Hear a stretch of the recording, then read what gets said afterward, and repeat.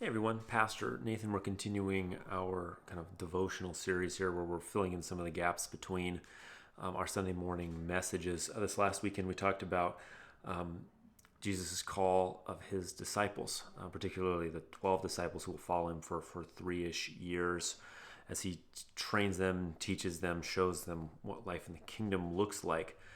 This next weekend we're going to see Jesus, sort of his first miracle, the wedding at Cana.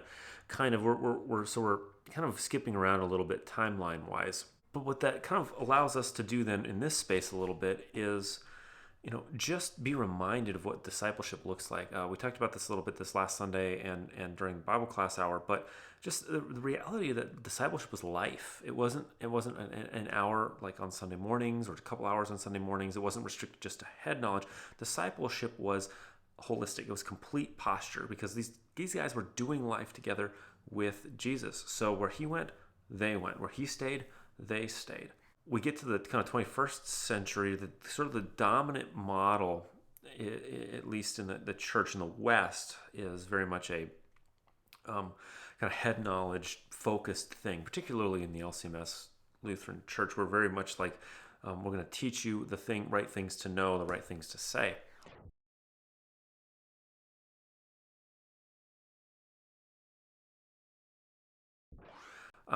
But Jesus' discipleship model is a little more holistic.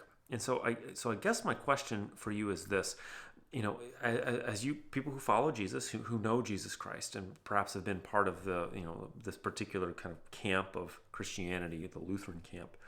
One of the things that I guess my challenge to you is, how are you putting into practice Jesus' words?